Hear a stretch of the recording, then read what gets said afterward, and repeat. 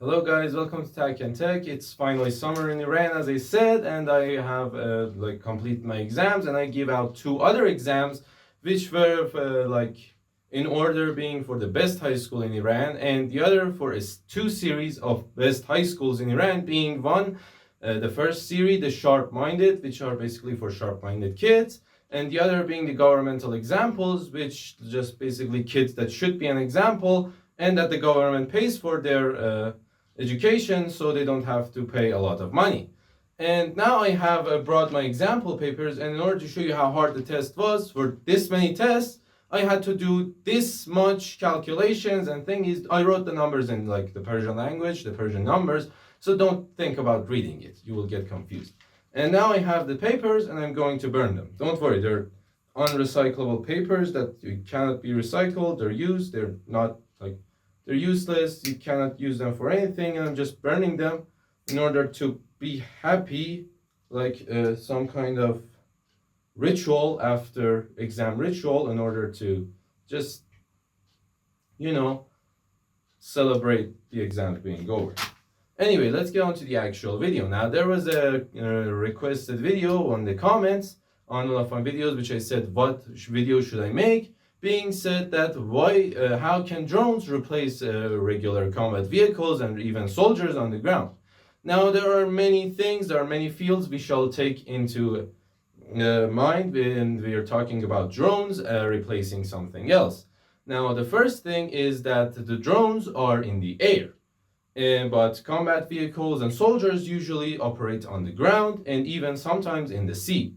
Now, unlike the sea and the land, air has little to no limitations, such as on the land, you going through a mountain range will be extremely hard. In seas, some areas have big storms, which will be extremely hard to navigate in. But in the sky, there is almost little to no limitations. They just have storms, they have bad weather. That's the only thing that's limiting you. Unlike the ground, if you have like a machine gun, if you remember, when you're firing with a machine gun at any enemy position, you can know that they have cover, they will try to use it. But in the air, there is no such thing as limitations of cover, because you're a drone. Here is like your enemy, and like your ground troops, when they fire, the enemy quickly rushes behind something like a cover, and then your soldiers, when they shoot, they will hit the cover, so the soldier can't be hurt. But in the air, when your drone is attacking, the missiles or the machine guns, they won't hit cover. Even if they do, like the enemy goes behind a large vented shield like this, your drone can quickly reposition itself on this area and then start firing from the flanks. And on case of armaments, ground and naval units are actually extremely superior, because on the air there are weight limitations, because after reaching a certain weight, the engine of the drone will not be able to handle the amount of armaments that you have installed.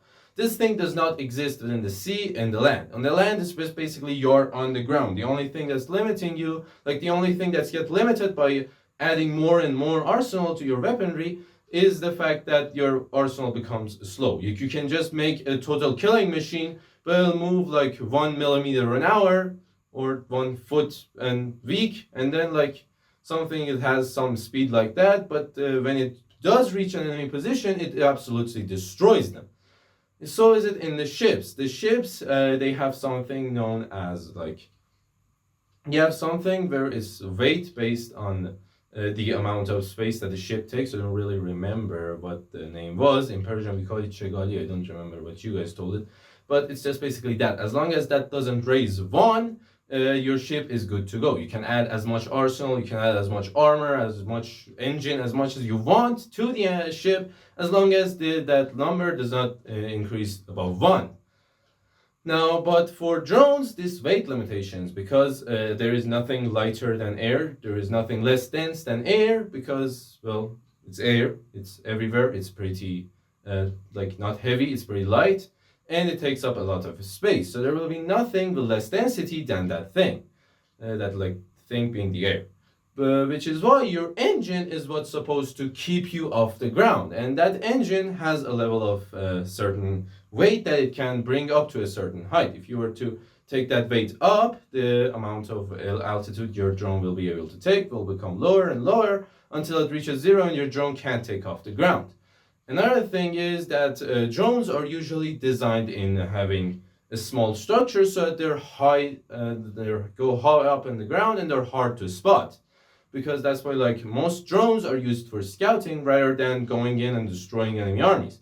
And like they can be used, but it's pretty hard to make one that's going to be used as a main armament in a war. Because as I said, it'll be easy to spot, and as in the air, there is no cover.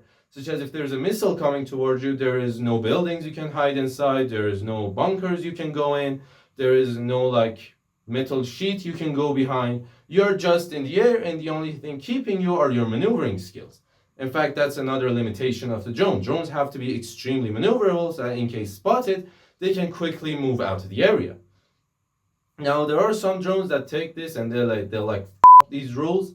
They do increase their weight to the point where they have lots of weaponry, and then they put anti-radar equipment such as anti-radar paint, and then they will be able to evade radar, and even if spotted, they have flares and countermeasures in order to counter enemy missiles, and they have armament, so in case enemy brings in anti-air guns and anything else that has the ability to shoot down a drone, it can easily quickly intercept it, as long as it does it quickly, of course, and then it can leave the area. Other drones focus on speed, and they're mostly used for recon operations. They have multiple cameras attached to different spots, each for a different job with different range, and then the drone flies at a pretty high altitude with, of course, anti-radar equipment. And some of them have countermeasures, some of them are just relying on stealth, so they don't use countermeasures, and then they keep moving, but they record the enemy, and then they go back because they don't want to engage the enemy. Their drones are mostly used for recon operations. But there are, as I said, some drones that will be used as armaments. Now, one of these great examples of drone being used as armament is in Ukraine. There are EFP drones. They just go around, they carry these RPG heads or grenades, things that can be used as armaments. They just move around the area, and then whenever they spot anything that they want to attack, they go above it, and then they remove the grenade, like whatever attaches the grenade to the drone, and then it falls on the enemy. Now, the limitation with these ones is that they're easy to shut down, and that the Russians use electronic jammers in order to make sure that these drones will not be able to hurt anything that's important. And then these have pretty limited armament, because the maximum you can do is one grenade. If you're like a genius engineer, you may attach 2 or 3 grenades, but never anything that will be able to act decisively against an enemy army. Now, another limitation of the drones was, as I said, it's speed and stealth. Most drones rely on stealth. I already said this one, didn't I?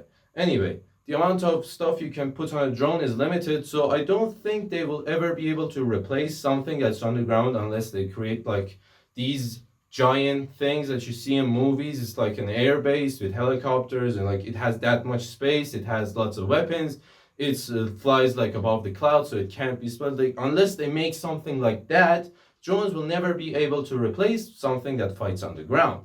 In fact, most warfare is done on the ground because what they're going to do is on the ground. Such as you cannot rule the air, you can't rule the sea, but you can rule the land. All it needs is a flag, which is why most countries choose to fight in the land instead of going in the sea or going in the sky. In fact, sea warfare has existed for a long time, but not many generals have been putting too much effort into it because it isn't really that much. In fact, the only people that have done this were the Spanish, the Portuguese, and the British, mainly because the British are on an island. There is no land combat to do on an island.